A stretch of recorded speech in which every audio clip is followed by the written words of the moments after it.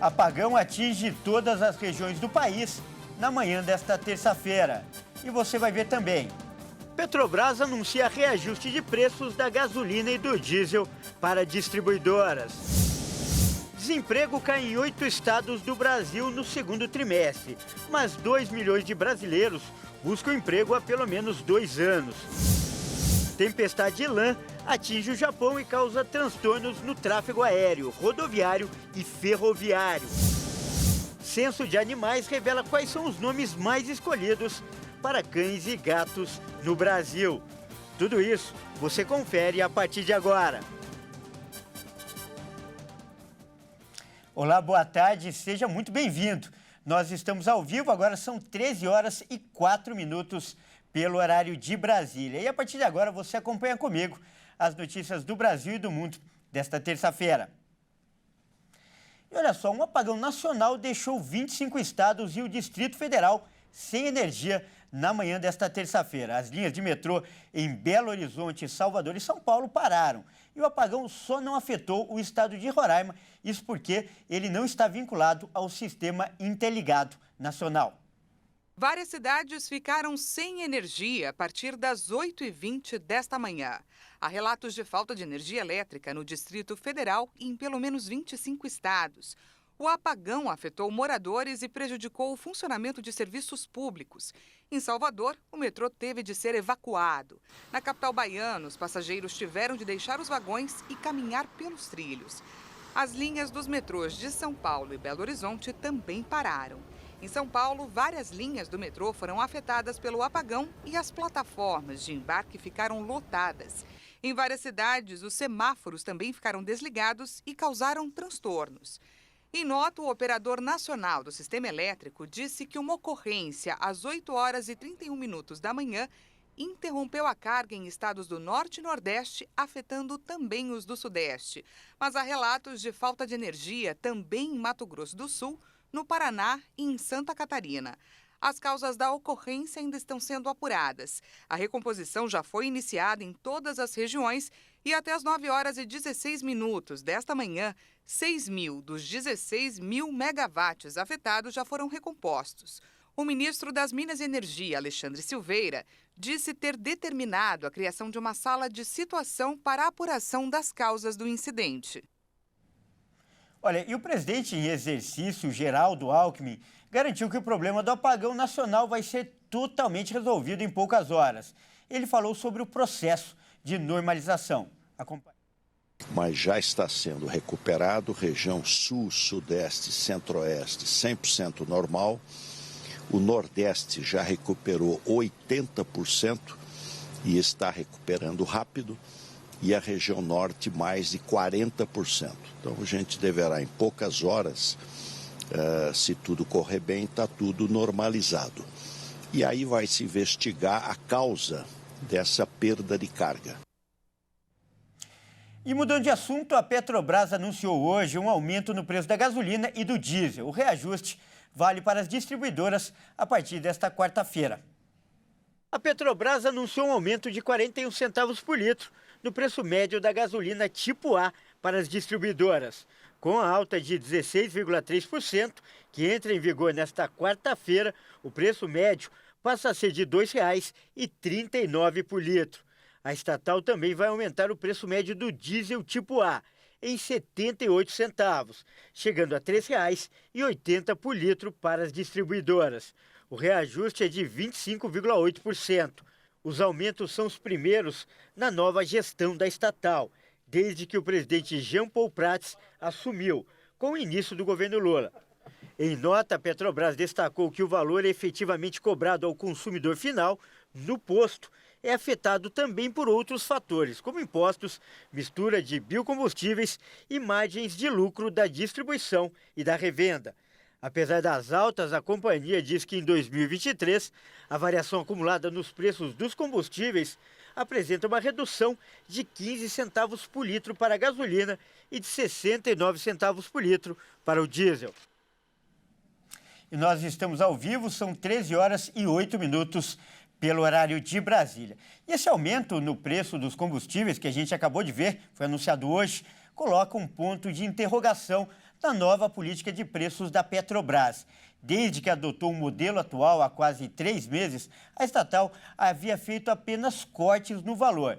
E a grande dúvida agora dos consumidores é como vai ser daqui para frente. E para responder essa e outras perguntas, esse é o tema da nossa entrevista de hoje.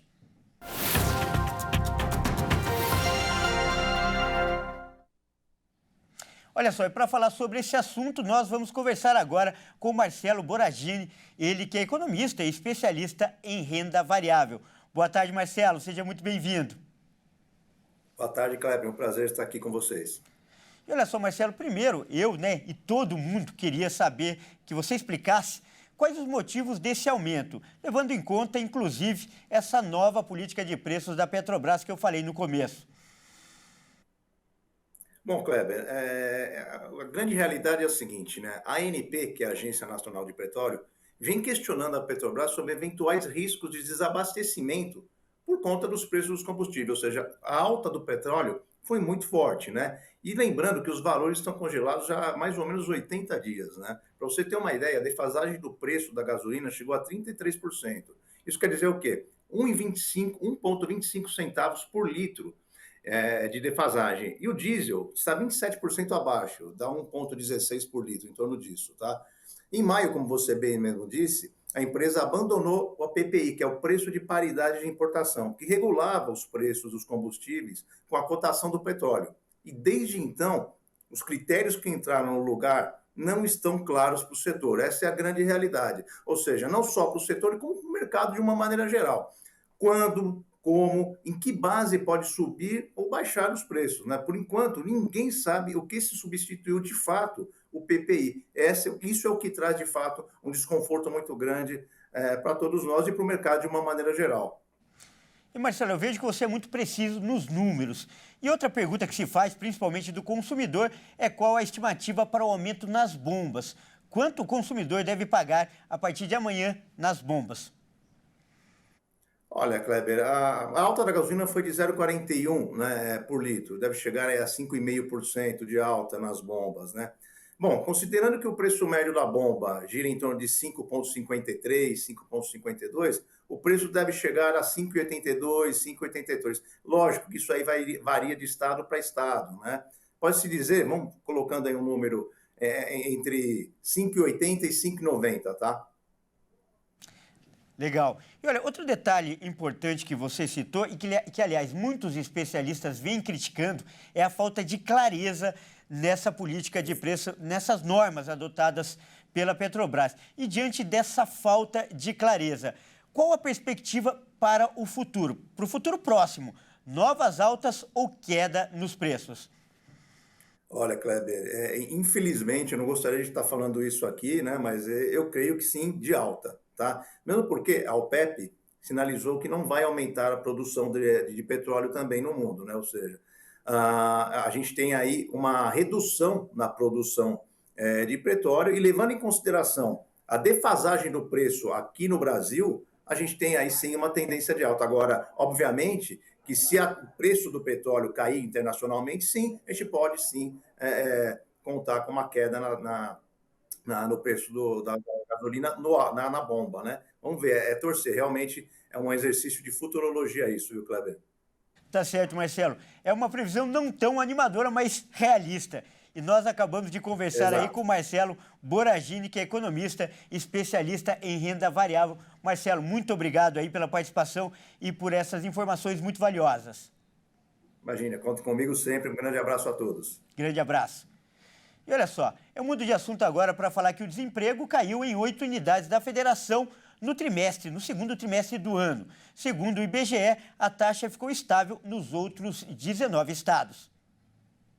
Entre os meses de abril e julho, a redução da taxa de desemprego no Brasil foi acompanhada por baixas significativas em 8 unidades da federação. Segundo o IBGE, a queda na taxa de desocupação no segundo trimestre foi registrada no Distrito Federal, Rio Grande do Norte, Mato Grosso, Pará, Maranhão, Minas Gerais, Ceará e São Paulo.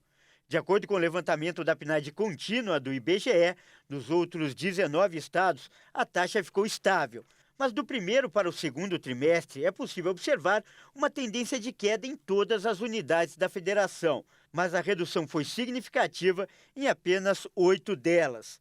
O IBGE havia divulgado no dia 28 de julho que o desemprego no segundo trimestre atingiu 8%, o menor resultado para o período desde 2014. É uma redução de 0,8 ponto percentual frente ao trimestre anterior, de janeiro a março. No segundo trimestre, as maiores taxas de desocupação foram de Pernambuco, Bahia e Amapá, e as menores foram registradas em Rondônia, Mato Grosso e Santa Catarina. E cerca de 73,3% dos empregados do país, do setor privado, tinham carteira assinada.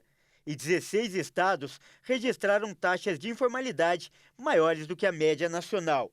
Todos são do Norte ou do Nordeste. E as comissões parlamentares de inquérito que estão em andamento no Congresso têm depoimentos importantes marcados para esta terça-feira. Acompanhe. As principais comissões investigativas do Congresso Nacional têm depoimentos importantes marcados para esta terça-feira. O ex-ministro do Meio Ambiente, Ricardo Salles, depõe na CPI das ONGs no Senado sobre a liberação pelo governo federal de recursos públicos para as ONGs. Salles foi convocado a pedido do relator, o senador Márcio Bittar.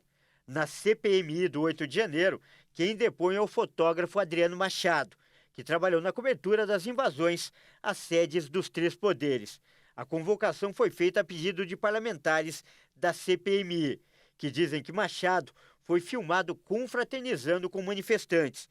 Vídeos registrados no dia 8 de janeiro teriam imagens e que Machado apareceria em meio aos invasores, quando estes arrombaram a porta que dá acesso à antessala do gabinete da presidência. João Pedro Stedley, líder do MST, vai ser ouvido na CPMI do MST, na Câmara, para prestar esclarecimentos sobre as recentes invasões de terra e ocupações promovidas pelo grupo. Ele foi convocado após um requerimento do deputado federal Rodolfo Nogueira. O depoimento dele é visto como uma tentativa de tornar mais relevante a comissão, que recentemente teve o depoimento do ministro-chefe da Casa Civil, Rui Costa, cancelado pelo presidente da Câmara, Arthur Lira.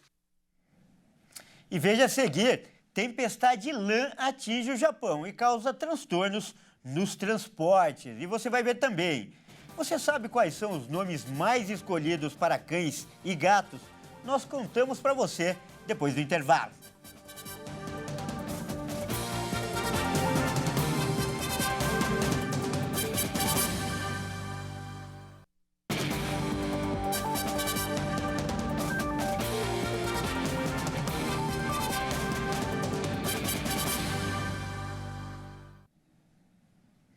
Mais uma vez, seja muito bem-vindo. Nós estamos de volta com o segundo bloco e ao vivo. São 13 horas e 18 minutos pelo horário de Brasília. Vamos então com mais notícias. Olha só, atenção a esses números. São 280 expositores espalhados por 30 mil metros quadrados. E durante 5 dias, eles farão a divulgação do agronegócio. Nós estamos falando da Agroponte, uma grande feira que acontece em Criciúma. A repórter Michele Veiga traz mais informações. Bom, pessoal, aqui em Criciúma, Santa Catarina, essa semana acontece a 12ª Agroponte, que é a maior feira do setor de agropecuária do estado e também que envolve o Paraná e o Rio Grande do Sul. Sobre isso eu vou falar com a organizadora do evento, dessa 12ª edição e de todas as outras, a Jaqueline Bax. Jaque, vocês estão esperando um volume de negócios muito grande, porque essa feira ela tem toda a visitação, a parte lúdica de quem não é da área, mas, claro, tem muito volume de negócios, né? Isso. A Feira Agroponte, ela ocupa uma área total de 30 mil metros quadrados, onde a gente tem uma área para exposição de animais. Esse ano são 700 animais em exposição. Dentro da área de exposição de animais, nós temos os bovinos, equinos, caprinos, suínos e as abelhas sem ferrões, coelhos também. Esse ano a gente está trazendo uma espécie diferente de coelhos, que são os coelhos gigantes, que ocupa a área da exposição de animais. Na parte de tecnologias, são mais 280 empresas. Essas empresas trazendo implementos, soluções e inovações para o setor do agro e, claro, também uma área destinada para as cooperativas da agricultura familiar, que Santa Catarina é referência no Brasil na produção através das agriculturas familiares, através das cooperativas da agricultura familiar, e a Agroponte é um grande showroom dessas cooperativas. E é uma movimentação, né, que as pessoas elas vêm, elas conhecem os produtos, né, os agropecuaristas, e acabam daqui fechando negócios e levando para os seus setores, né, e faz toda essa máquina girar, né, Jaque? Exato, a Feira Agroponte, o foco principal é a geração de negócios. Então, na cooperativa da agricultura familiar, a gente foca, além da venda direta ao consumidor, nós temos durante o evento rodadas de negócios com compradores de supermercados. Aqui na parte da pecuária temos julgamentos da raça Brahma, temos recepção de equinos no sábado, crioulo. Então a gente sempre busca como principal objetivo da feira fomentar os negócios de quem está expondo aqui. E claro, para o visitante, além de todo o conhecimento que a Agroponte traz, agora com a área de inovação também, com as palestras, nós temos uma gama muito grande de expositores e tecnologias que expõem aqui no evento e que trazem soluções que às vezes não chegou ao campo e acaba conhecendo aqui na feira.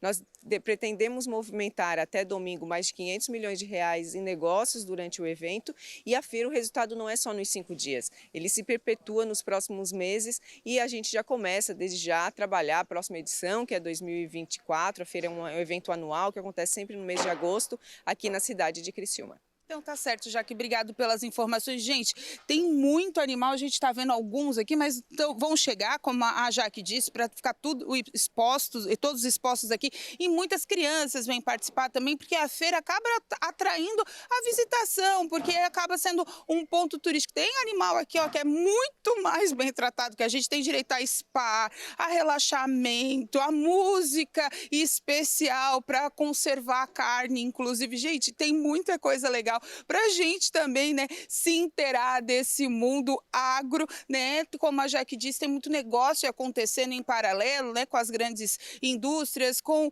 os grandes movimentos, mas também tem a gente comum que quer saber como esse mundo todo funciona. Então, portanto, a gente vai falar um pouquinho mais durante a semana aí para vocês, trazer algumas matérias especiais, mas eu fico por aqui e espero aí, né, um dia receber um pouquinho desse tratamento, que é bom, tá, gente? Eles recebem um tratamento super especial. De Criciúma, Santa Catarina, para a Hit TV, repórter Michele Veiga. Olha só, a tempestade Lan atingiu o Japão nesta terça-feira. O fenômeno causou transtornos no tráfego aéreo, rodoviário e ferroviário.